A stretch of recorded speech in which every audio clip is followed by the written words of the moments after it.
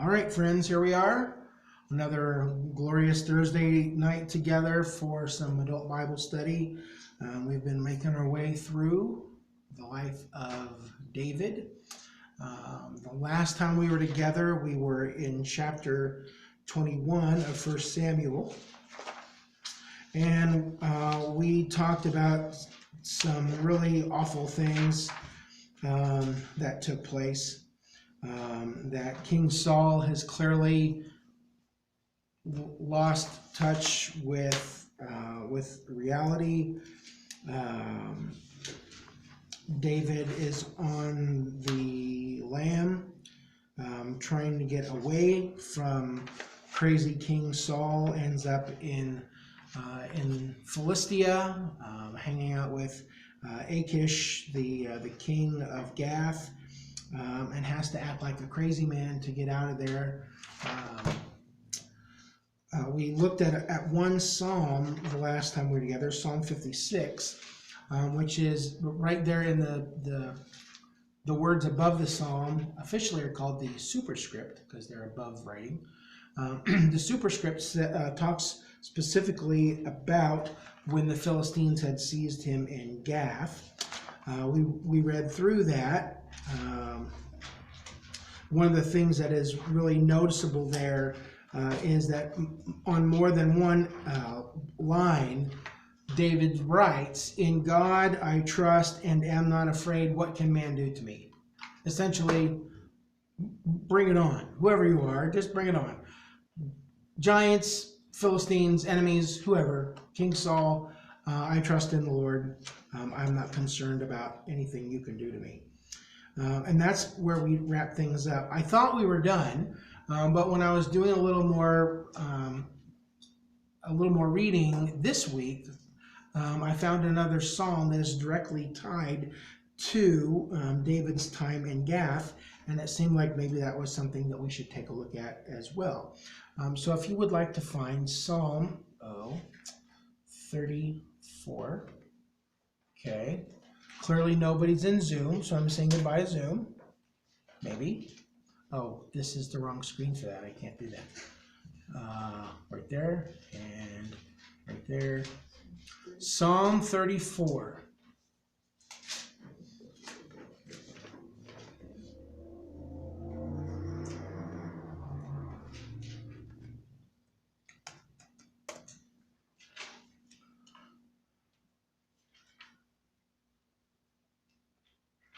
I'm not sure how I missed this when I was doing my other studying, which means that somebody else missed it too. So Psalm 34, the superscript says, of David when he pretended to be insane before Abimelech, who drove him away, and he left. Now, it's like, wait, you just said that the king was named Achish, right? And you're right. Abimelech is the king who's talked about here, here in Psalm 34, not Achish. The name Abimelech means my father the king, or it can mean the father of the king. And it is possible there was a king Abimelech of the Philistines. It could be that that name is actually sort of more like a title than a personal name. I suppose, like if you wanted to talk about the president, you might conceivably say something about the Roosevelt or the Lincoln or something along those lines. It may be a little bit of a stretch, but anyway, in Genesis 20 and Genesis 26, back during the time of, I believe, of Abraham, that's where Abimelech is called the king of the Philistines. So why don't we just read through that psalm quickly. I will extol the Lord at all times. His praise will always be on my lips. I will glory in the Lord. Let the afflicted hear and rejoice. Glorify the Lord with me. Let us exalt his name together. I sought the Lord, and he answered me. He delivered me from all my fears. Those who look to him are radiant. Their faces are never covered with shame. This poor man called, and the Lord heard him. He saved him out of all his troubles. The angel of the Lord encamps around those who fear him, and he delivers them. Taste and see that the Lord is good. Blessed is the one who takes refuge in him. Fear the Lord, you his holy people, for those who fear him lack nothing. The lions may grow weak and hungry, but those who seek the Lord lack no good thing. Come, my children, listen to me. I will teach you the fear of the Lord. Whoever of you loves life and desires to see many good days, keep your tongue from evil and your lips from telling lies. Turn from evil and do good. Seek peace and pursue it. The eyes of the Lord are on the righteous, and his ears are attentive to their cry. But the face of the Lord is against those who do evil, to blot out their name from the earth. The righteous cry out, and the Lord hears them. He delivers them from all their troubles. The Lord is close to the brokenhearted and saves those who are crushed in spirit. The righteous person may have many troubles, but the Lord delivers him from them all. He protects all his bones, not one of them will be broken. Evil will slay the wicked. The foes of the righteous will be condemned. The Lord will rescue his servants. No one who takes refuge in him will be condemned. Okay, so knowing what you do now about the fact that David, the anointed but not yet placed king of Israel, has been fleeing from the current king of Israel who wants to kill him. He has fled into one of the capital cities of the enemy next door and is hanging out in the court of the enemy king. You read these words, and is there anything that jumps out at you? Anything that you thought was sort of meaningful or telling or seemed really memorable or appropriate?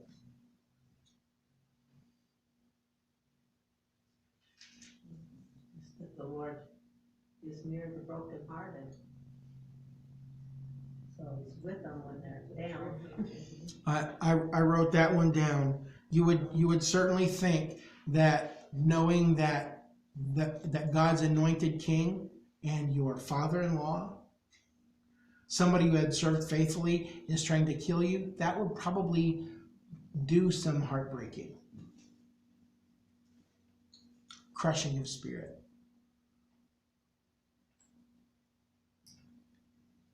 I was struck just by the statement, he protects all his bones. None will be broken. He protects all his bones. Yeah. He's not concerned he's going to be hurt in any way. God's going to protect him. You're not going to lack any good thing because he's righteous and he is seeking the Lord. I wrote down number 4. I sought the Lord and he answered me. He delivered me from all my fears. Let's just get ready to say that. I like number 8 too. Taste and see that the Lord is good. Blessed is the one who takes refuge in him. And I took down number 12 and 13 as well. Whoever of you loves life and desires to see many good days, keep your tongue from evil and your lips from telling lies. Because that's clearly what's been going on in Saul's court. Somebody's lying to Saul. Not telling the truth, not living the truth, not trusting the truth. Psalm 34 is a good one. The line about the lions has always been a sort of a memorable one. The lions may grow weak and hungry, but those who seek the Lord lack no good thing. Sort of have a picture in my head of a bunch of lions laying around, starving to death. Lions are the king. They're big, they're loud, they're strong, they're powerful, royal, noble, scary. But even bad things can happen to them. But if you seek the Lord, you'll never be in that situation. Whether you're at home or in an enemy camp, either way. Well, that, unless you've got anything else to add there about Psalm 34, David's big prayer song as he is in the enemy's city. If you've got nothing else, we'll press on back in in 1 Samuel in chapter 22.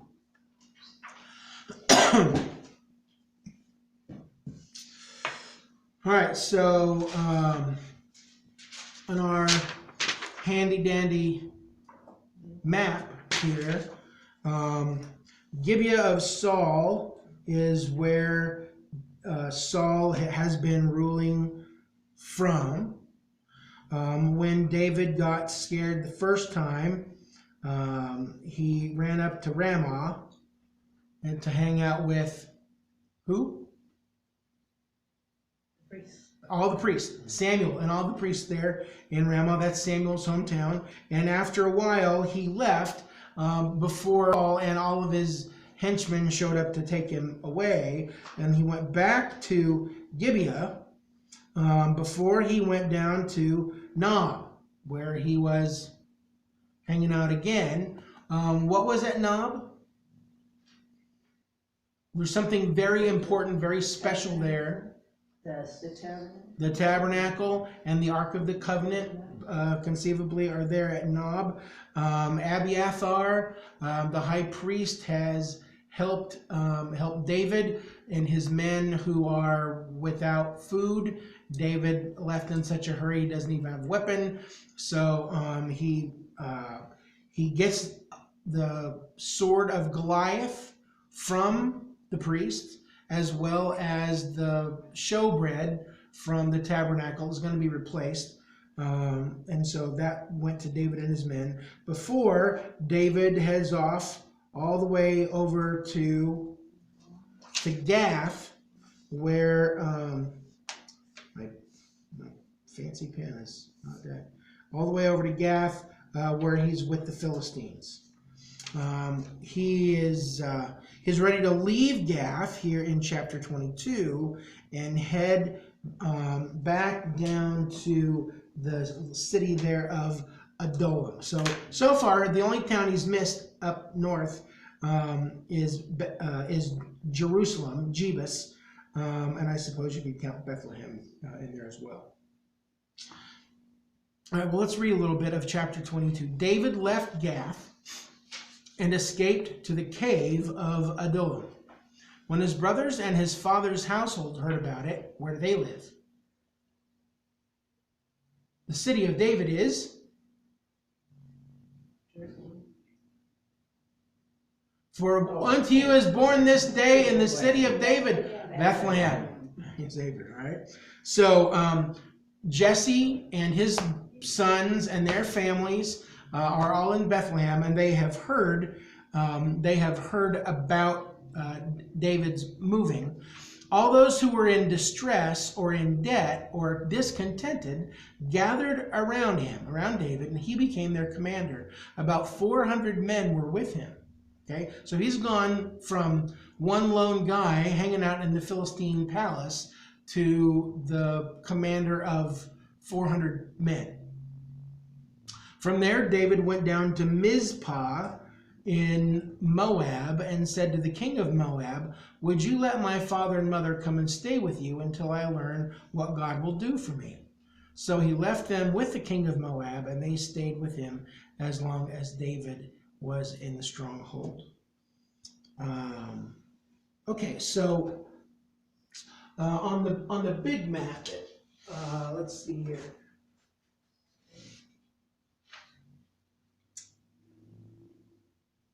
The problem with ancient cities is that not all of them are agreed on where they really are. That's a problem. So we are here's Gibeah, and here is Gath, and Adullam should be right here.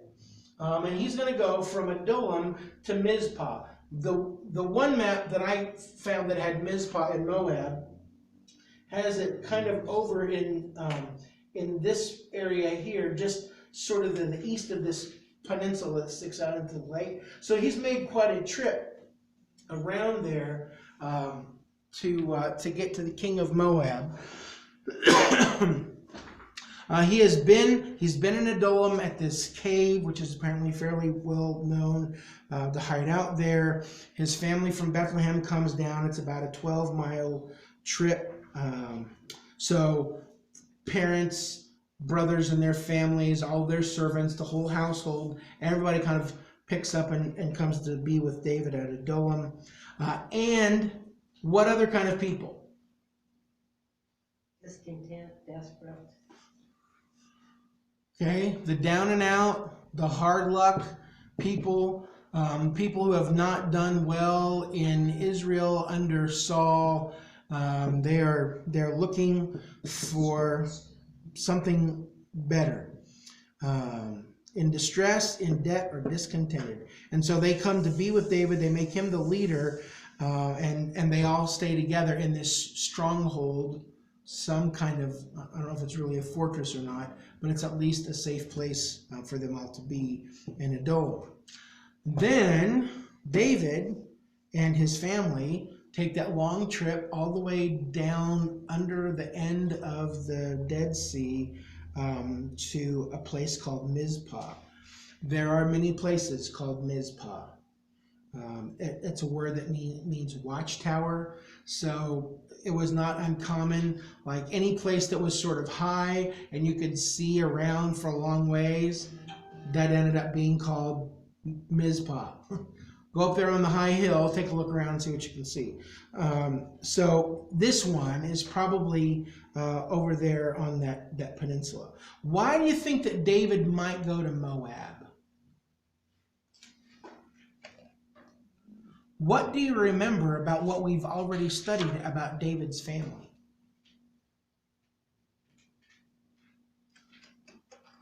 His grandmother was. Okay, at the very beginning of all this, we looked at the book of Ruth and we talked about Naomi and her husband Elimelech and their boys who went to Moab because of a drought, and they married the little Moabite girls, Orpah and Ruth. All the men died off, and eventually Naomi decided to come back to Bethlehem to be with her people. Ruth came with her. So Ruth is this very righteous, very tender, generous, caring Moabite girl. So David is at least an eighth Moabite. He probably has cousins somehow. I don't know how tight they would have been, but I guess maybe they would have been like second cousins at that point. So David, to go to Moab, is not like he's going to some entirely strange place. He has some family ties there.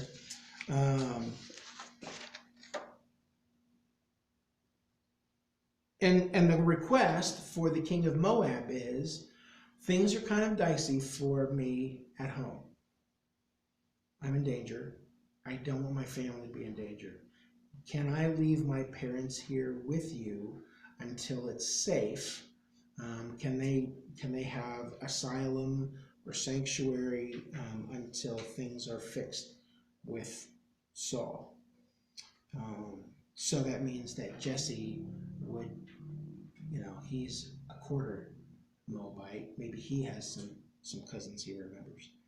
And so while Jesse and the family stay in Moab, David goes back to what's called the stronghold. The Hebrew word for stronghold is matsud, or matsuda, which to me sounds an awful lot like the word Masada. Maybe you've heard of Masada before. There is a Masada west of the Dead Sea, right opposite Mizpah. Ray Vanderland, who is a Bible teacher, archaeologist guy, says that David and his men stayed in the area of this Masada stronghold. It's a high plateau, sort of like if it was in Colorado, we would call it a mesa, where it's just kind of a tower that is above everything else.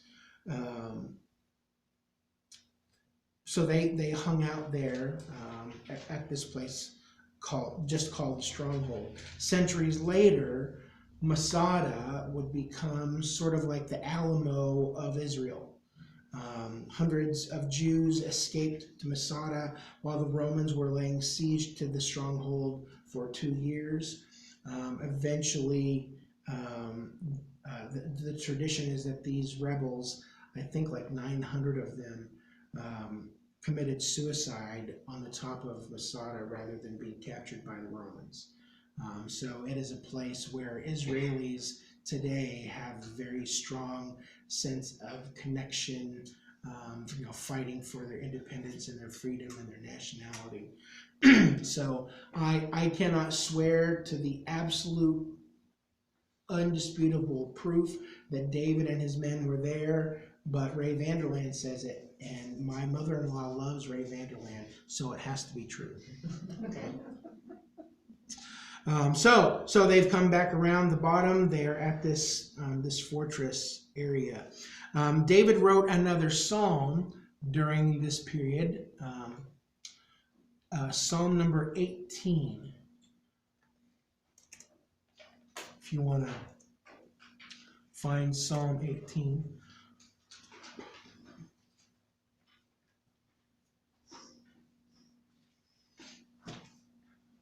At least that's what one scholar says, that this is the period that he wrote it. Psalm 18, the superscription says, "For the director of music, of David, the servant of the Lord. He sang to the Lord the words of this song when the Lord delivered him from the hand of all his enemies and from the hand of Saul," which happened on more than one occasion. He said, "I love you, Lord, my strength. The Lord is my rock, my fortress, my deliverer. My God is my rock, in whom I take refuge." I mean, and think about that. Where is he? He's on the top of a giant rock, a giant fortress stronghold, a place where he cannot be reached without him seeing it. It's kind of nice to have a little context. The Lord is my rock, my fortress, my deliverer, my shield, the horn of my salvation, which means the power of salvation, my stronghold. I called to the Lord, who is worthy of praise, and I have been saved from my enemies. The cords of death entangled me. Oops, my thing went too far. The cords of death entangled me. The snares of death confronted me. In my distress, I called to the Lord. I cried to my God for help. From his temple, he heard my voice. My cry came before him into his ears. The earth trembled and quaked, and the foundations of the mountains shook. They trembled because he was angry. I wonder if something happened while they were there. Maybe there was some kind of little earthquake or something that David put into the psalm. Smoke rose from his nostrils. Consuming fire came from his mouth. Burning coals blazed out of it. He parted the heavens and came down. Dark clouds were under his feet. Sorry. And he mounted the cherubim and flew. He soared on the wings of the wind. He made darkness his covering, his canopy around him, the dark rain clouds of the sky. Out of the brightness of his presence, clouds advanced, with hailstones and bolts of lightning. The Lord thundered from heaven. The voice of the Most High resounded. He shot his arrows and scattered the enemy. With great bolts of lightning, he routed them. The valleys of the sea were exposed, and the foundations of the earth laid bare at your rebuke, Lord, at the blast of breath from your nostrils. He reached down from on high and took hold of me. He drew me out of deep waters. He rescued me from my powerful enemy, from my foes who were too strong for me. They confronted me in the day of my disaster, but the Lord was my support. He brought me out into a spacious place. He rescued me because he delighted in me. The Lord has dealt with me according to my righteousness, according to the cleanness of my hands. He has rewarded me. For I have kept the ways of the Lord. I am not guilty of turning from my God. All his laws are before me. I have not turned away from his decrees. I have been blameless before him and have kept myself from sin. The Lord has rewarded me according to my righteousness, according to the cleanness of my hands in his sight. To the faithful, you show yourself faithful. Oh,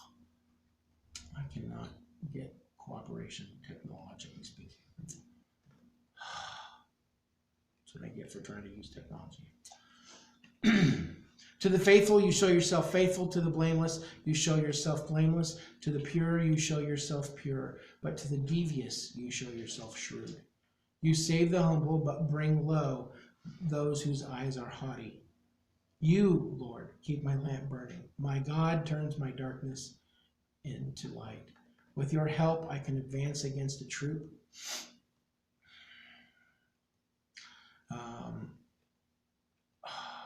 Let's go so fast. With my God, I can scale a wall. As for God, his way is perfect. The Lord's law is flawless. He shields all who take refuge in him.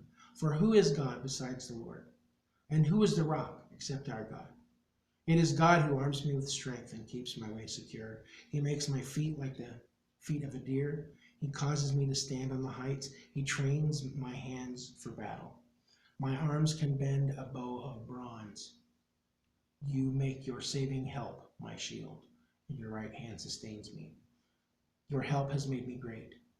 You provide a broad path for my feet so that my ankles do not give way.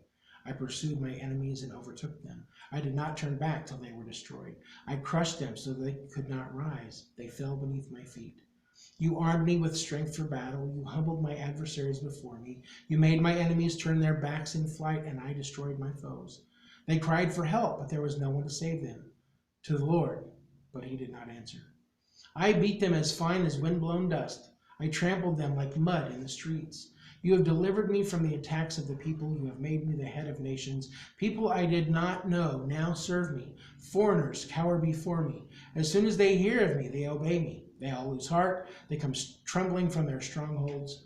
The Lord lives. Praise be to my rock. Exalted be God, my Savior. He is the God who avenges me, who subdues nations under me, who saves me from my enemies. You exalted me above my foes. From a violent man you rescued me. Therefore I will praise you, Lord, among the nations. I will sing the praises of your name. He gives his king great victories. He shows unfailing to his anointed, to David and to his descendants forever. Okay. My biggest issue in going through this study is being very careful to not do too much speculating or too much, the fancy word is eisegesis, that I am reading into the text things that I want to see. Okay, I'm trying to be very careful about that. But as a musician and as somebody who loves creation, when I read through that song, I can't help but think that there are all kinds of things going on while David and his men are at this stronghold of Masada. I imagine, because of how he puts these things together, that there is big meteorological stuff going on, that there's a storm of some kind, that the wind is blowing, that there is thunder, there is lightning, there is rain, there is hail, that maybe it's blowing so hard that it feels like the mountain is shaking, because those are the kind of images that David writes into this song, and that it's not just some kind of weird nature happening, but he sees in it the power of God and how God is delivering him from his enemies even in the middle of this storm. If I'm making the movie, the people who don't like David are trying to climb up the rocks along the side, and the rain comes down and washes them down, and they get so scared of the thunder and lightning they run away back home. Okay? Again, I realize that that is wildly speculative and probably not anywhere close to accurate. But it's really hard to not know what's going on in David's life and to read that psalm and to not go, oh yeah, I can see how those fit together. Okay? Clearly, the tone of the psalm is what? What are the major themes that he writes about there? He's being delivered. He's in a safe place. He's in a strong place. And to quote Junior Asparagus, God is bigger than the boogeyman. He has nothing to worry about because God has all of this crazy, unlimited power. Any other things come out of Psalm 18? Just incredible praise and everything. He is a grateful guy, for sure. I like, having some of this historical context. It's cool to be able to see that he is in this place called the Stronghold, which is a powerful, mighty rock fortress. And that in the psalm he says, God is my rock. He is my fortress. He's my stronghold. God is my Masada. I really like knowing that.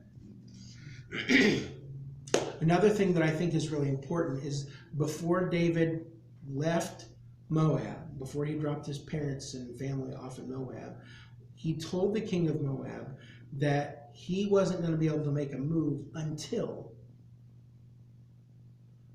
he heard from God. I know that I'm supposed to do something, but I don't know what it is. I don't know when it is or where it is. I'm going to wait here. I will hear from the Lord before I make a move. That seems like a really important lesson for us. Instead of running off 100 miles an hour in some direction because we go, that we really are waiting to hear what it is that God would have us do. Where should we go? I suppose it's okay to tell one little personal story. So when I was in Indiana, I'd been a youth minister for 8 years. I was really tired of pizza and lock-ins. I did not want to hang out with the junior high rats anymore because they were gross and disgusting. Everything was body humor and fart jokes. I was just tired of it. And that's not what I went to train for ministry for. I was ready to do whatever the next thing was. And so after 8 years, I tried hard to find someplace else to go. I sent in applications. I filled out questionnaires. I had phone calls in Indiana, in North Carolina. I sent stuff all over the place. I applied for a job closer to Indianapolis at a much bigger church to handle worship and discipleship, and went down to the interview. Got along really well. It was a great experience. When I left that church, it was with I guess sort of a blessing from the senior pastor that said, "The job is yours if you want it." And my answer was, "Well, yes, I do. I want it." So 2 days later, I got a phone call from the senior pastor that said, "I don't really know how to tell you this, James, but the elders have changed their mind. So we're going to have to withdraw the offer." It's like, it was devastating. It was awful. And I was really kind of dejected for a while. So there were other things going on.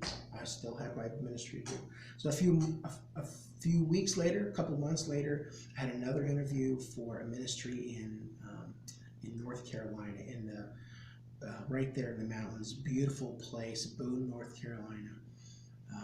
Had a great interview, great time down there. Really enjoyed the visit, and again left the interview with, "James, we'd love to have you come. If you'd like the job, it's yours." Like, yes, I definitely want to come. I definitely want it. And so I got home, and 2 days later, there was a phone call from the leader of that board that said, "James, I don't know how to tell you this, but we've changed our minds, and we're going to have to withdraw the offer." Like, okay, I'm done. Like I'd had the rug yanked out from underneath me twice. It was emotionally devastating. It was like, okay, I felt like it was over. I was supposed to go on, do something else. And I kept saying, "Lord, I'm going to move forward until you slam the door." But I didn't need you to slam it on my toes. So I quit looking.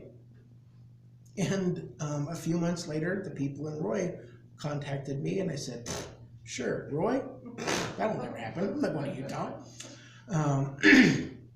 But I was done, clearly.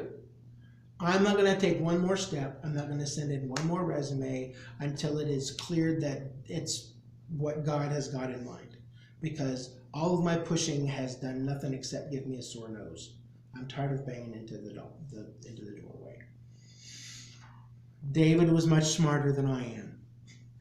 David said, I'm not going to move until I know exactly what the Lord has for me to do. It's a much less painful way to live. Okay? You should have stopped answering your phone. Here I am with my moving truck. Did you get our call? Nope. Sure didn't. But if I'd gone to North Carolina, I'd talk funny now, and I wouldn't be here. I wouldn't be in Utah. So. And you wouldn't have 3 great kids. Or the privilege of leading this lesson tonight. Exactly. My life would be radically different. Yeah. Verse 5 in chapter 22 of 1 Samuel. But the prophet Gad, whom we have not met before, said to David, don't stay in the stronghold. Go into the land of Judah. So David left and went to the forest of Hereth. Okay, so there it is. I'm not gonna move until I get the word from God. The prophet Gad comes and says, don't stay here. Go to the land of Judah. And so as soon as he got that word, he left. Now Saul heard that David and his men had been discovered. And Saul was seated, spear in hand, under the tamarisk tree on the hill at Gibeah, with all his officials standing at his side. He said to them, listen, men of Benjamin, will the son of Jesse give all of you fields and vineyards? Will he make all of you commanders of thousands and commanders of hundreds? Is that why you have conspired against me? No one tells me when my son makes a covenant with the son of Jesse. Won't even call him David.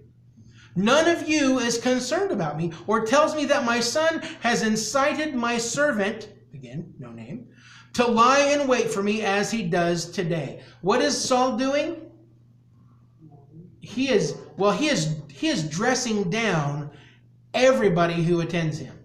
All of his officials, all of his advisors, everybody is getting a chewing from him.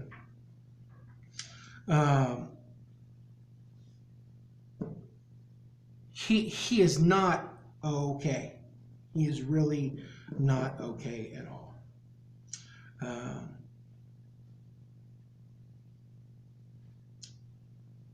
He's talking to his fellow Benjamites. He's from the tribe of Benjamin.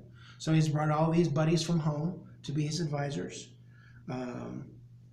They're all in trouble because they have probably been conspiring with Jonathan and David against him. They have been withholding information. Why didn't you tell me what my son had been doing? Why didn't you tell me that David was trying to take the throne?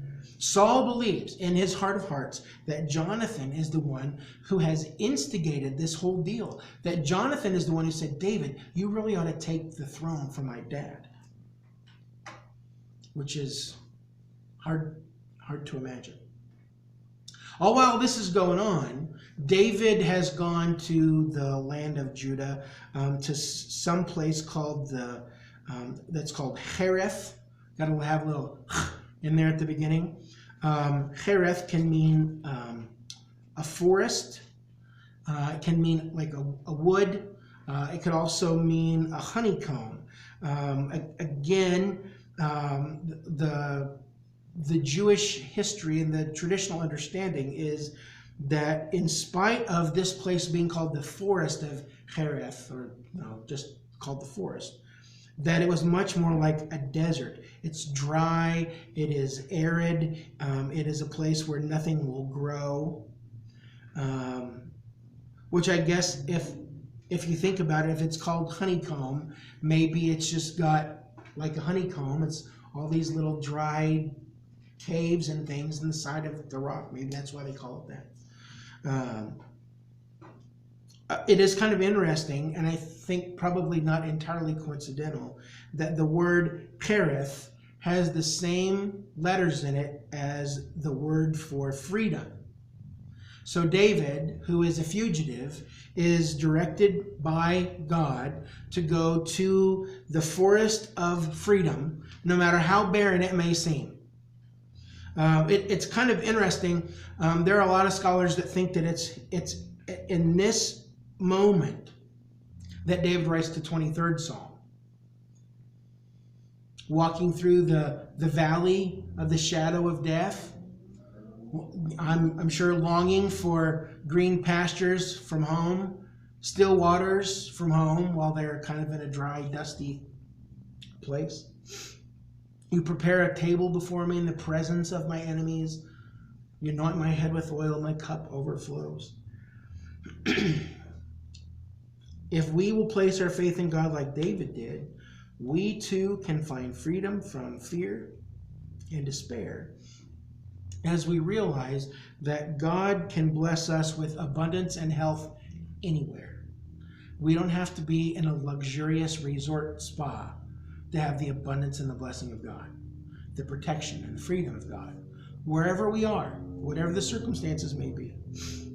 In the darkest valley or in the driest desert, God provides for his faithful people.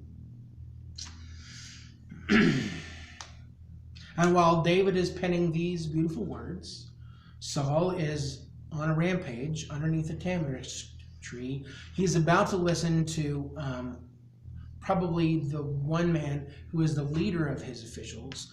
We talked about him the last time, Doeg the Edomite.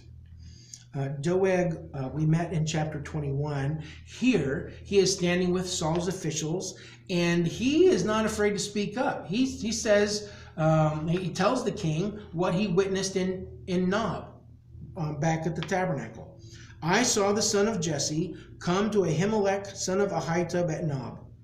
Ahimelech inquired of the Lord for him. He also gave him provisions and the sword of Goliath the Philistine. What has he just done? Ratted him out. Oh yeah, I saw David. None of these jokers know anything, but I saw what was happening. He rats on Ahimelech. I said Abiathar a while ago. That was wrong. Ahimelech for aiding and abetting the fugitive David.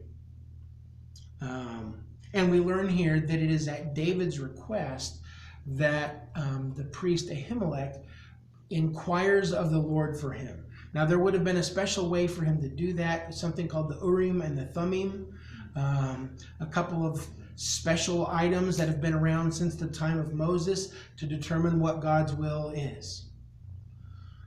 You can read some more about them in Scripture. You can do some studying in Bible dictionaries. It's possible that there are other faith traditions that might also talk about the Urim and Thummim, but they're all wrong, and the Bible is right about them. They are some, I don't know if they light up, if they glow, if they lay on each other in a certain way, but the Urim and the Thummim is the way that many times God's will was determined by the priest. So David has asked for direction from God. Ahimelech gives it to him, as well as giving him Goliath's sword and a bunch of bread. So he's helped him out. He's given him God's blessing, and he's given to David the means to kill Saul. David didn't have a sword, but now he's not just got a sword, he's got the sword. Famous. Again, there's a psalm that comes out. David was writing a lot in this period of his life, apparently. Psalm 52. We won't read the whole thing, but the superscription says, for the director of music, a maskil of David, when Doeg the Edomite had gone to Saul and told him, David has gone to the house of Ahimelech. So here are the first five verses of Psalm 52. Why do you boast of evil, you mighty hero? Why do you boast all day long? You who are a disgrace in the eyes of God. You who practice deceit. Your tongue plots destruction. It is like a sharpened razor. You love evil rather than good. falsehood rather than speaking the truth. You love every harmful word. You deceitful tongue. Surely God will bring you down to everlasting ruin. He will snatch you up and pluck you from your tent. He will uproot you from the land of the living. David is looking for Doeg to go down hard. That because he is standing against the Lord's anointed and lying and spying and cheating and currying favor, David asks for God to bring justice. Down in verse 7, David sees that Doeg doesn't trust in the Lord, but he trusts in his own wealth and power, which has been gained by destroying other people. Doeg is not a righteous man. And as we said before, he is probably not an Israelite. He's not just called the Edomite because of his color. He probably is really a foreign diplomat, a foreign general that has been put into Saul's cabinet. He is not Jewish. They share some DNA back with Jacob and Esau, but that's many, many, many, many generations ago. Okay, we get down to verse 11. Then the king sent for the priest Ahimelech, son of Ahitub, and all the men of his family, who were the priests at Nob, and they all came to the king. Saul said, "Listen now, son of Ahitub." "Yes, my lord," he answered. Saul said to him, "Why have you conspired against me, you and the son of Jesse, giving him bread and a sword, and inquiring of God for him, so that he has rebelled against me and lies in wait for me as he does today?" Ahimelech answered the king, Whoa. Who of all your servants is as loyal as David, the king's son-in-law, captain of your bodyguard, and highly respected in your household? Was that day the first time I inquired of God for him? Of course not. Let not the king accuse your servant or any of his father's family, for your servant knows nothing at all about this whole affair. What's Ahimelech saying? Saul, you've got the wrong idea here altogether. Even though he's been interrogated and being accused of conspiracy, Ahimelech doesn't stand up for himself. He doesn't fight against the accusations. He just instead stands up for David. Who's as loyal as David? He's been nothing but faithful. He's been nothing but trustworthy.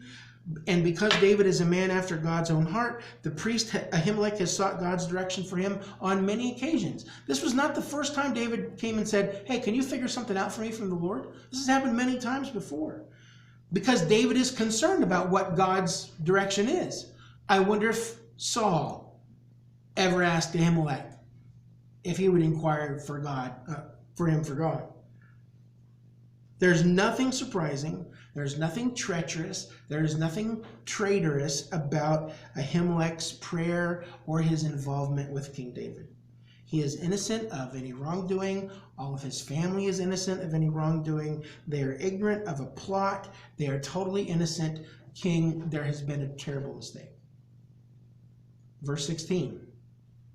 But the king said, "You will surely die, Ahimelech, you and your whole family."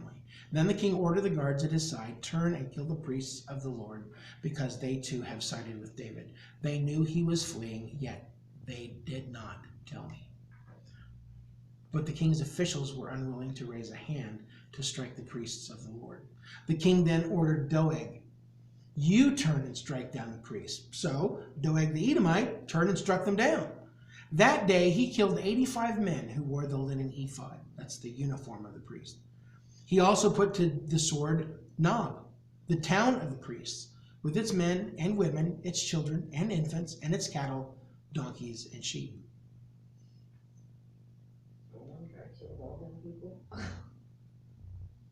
Either personally or under his command. I'm sure he probably had his own little squad. Okay? Saul is totally unhinged.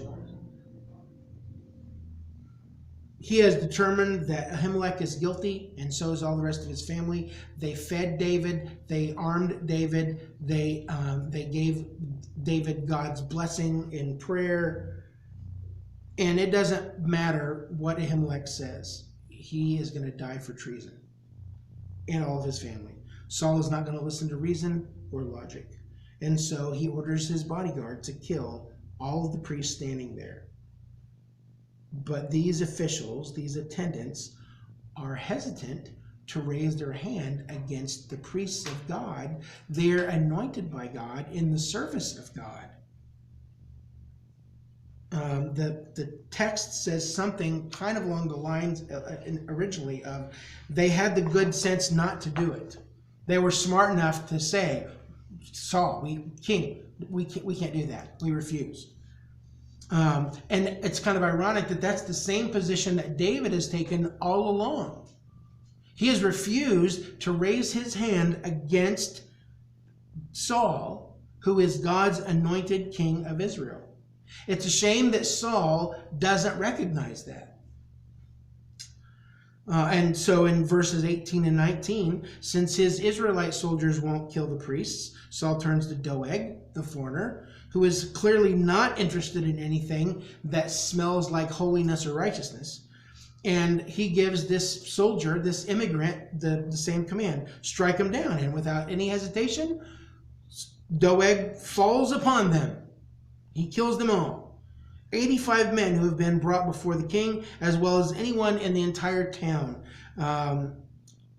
He made sure that anything that was alive in Nob was killed. Men, women, children, livestock. They are all eliminated because of Saul's paranoia and jealousy. I gotta say that Doeg is one of the worst, if not the worst, villains in the Old Testament because of his willingness to kill the Lord's anointed priests. It is interesting and sad that Saul orders the total destruction of one of his own towns. It's interesting because 7 chapters before, he was unwilling to destroy the town of an enemy, which is the whole reason that he lost his kingdom. His unwillingness to destroy utterly the Amalekites is the reason that Samuel said, God has taken the throne away from you. But here, he's happy to have his own people, his own constituents, erased from the face of the earth. Saul is not okay. Not okay. All right. Tell you what, why don't we stick a fork in it right there at verse number 20. We'll pick up there when we get together next week, and then move on into chapter 23. Any big questions or comments about what we've talked about this evening?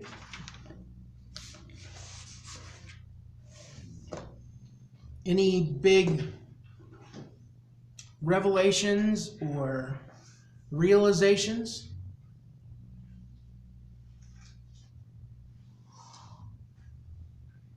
If you're watching online, please be sure to put your comments in the section below. And now I'm going to turn you all off. See you next time for verse 20.